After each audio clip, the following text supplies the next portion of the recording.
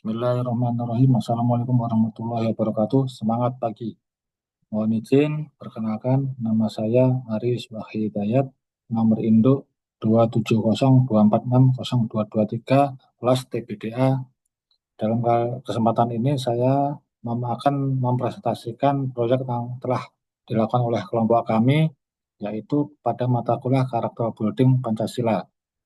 Di antara kelompok kami mengambil judul pendidikan berkualitas dalam implementasi Pancasila di sekolah.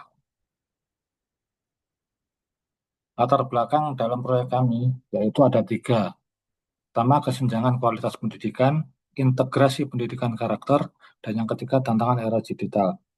Di mana kesenjangan kualitas pendidikan, kita melihat ada kesenjangan yang signifikan antara di daerah perkotaan maupun yang di daerah pedesaan, di mana yang bertentangan dengan nilai sila kelima keadaan sosial bagi seluruh rakyat Indonesia. Kemudian integrasi pendidikan karakter, di mana kami melihat uh, pendidikan karakter berbasis Pancasila belum terintegrasi secara optimal dalam kurikulum, sehingga menyebabkan internalisasi nilai-nilai Pancasila dalam kehidupan sehari-hari siswa masih belum optimal. Dan kemudian yang di tantangan era digital, kita melihat perkembangan teknologi membawa tantangan baru, di antaranya maraknya ujaran kebencian, cyberbullying, dan penyebaran hoax menunjukkan ketidaksiapan dalam menghadapi perkembangan teknologi.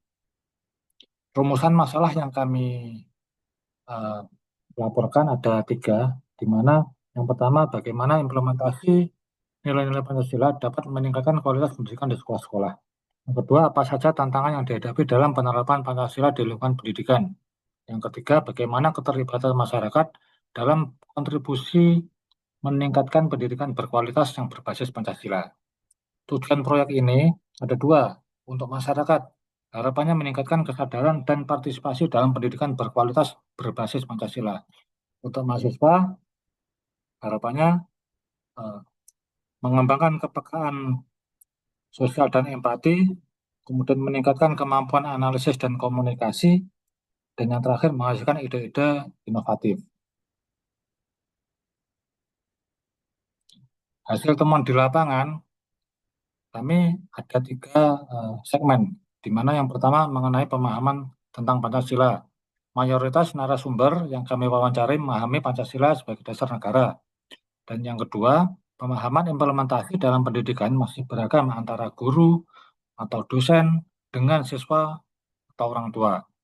Pada segmen implementasi 5 sila Pancasila, mulai dari sila pertama, pendidikan agama versus tantangan toleransi antar beragama. Sila kedua, kebijakan anti diskriminasi dan inklusivitas. Sila ketiga, kegiatan persatuan dan nasionalisme. Sila keempat, pembelajaran masih cenderung satu arah. Dan sila kelima, tantangan pemerataan akses pendidikan. Untuk segmen tantangan utama, di mana kesenjangan infrastruktur perkotaan dan pedesaan. Yang kedua, kurangnya integrasi Pancasila dalam pembelajaran harian. Kemudian cyberbullying dan penyebaran informasi tidak bertanggung jawab. Kemudian yang terakhir, keterbatasan kompetensi guru dalam teknologi. Solusi yang kami tawarkan ada 5. Yang pertama, mengembangkan kurikulum terintegrasi, yaitu mengintegrasikan nilai-nilai Pancasila ke dalam semua mata pelajaran dan pengembangan pembelajaran berbasis proyek yang mencerminkan nilai-nilai Pancasila. Yang kedua, penguatan literasi digital berbasis Pancasila, di mana pengembangan program literasi digital yang menekankan etika online dan melatih siswa menggunakan teknologi secara bertanggung jawab. Yang ketiga, pemberdayaan komunitas pendidikan, di mana mendorong keterlibatan orang tua dan masyarakat serta memfasilitasi dialog antar keluarga, sekolah, dan masyarakat. Keempat, pengembangan profesionalisme guru, di mana meningkatkan kompetensi guru dalam mengintegrasikan Pancasila dan membekali keterampilan digital. Dan yang terakhir, target implementasi, di mana menciptakan ekosistem pendidikan yang holistik, inklusif, dan relevan dengan kebutuhan masyarakat Indonesia di era digital. Dan yang terakhir, refleksi diri.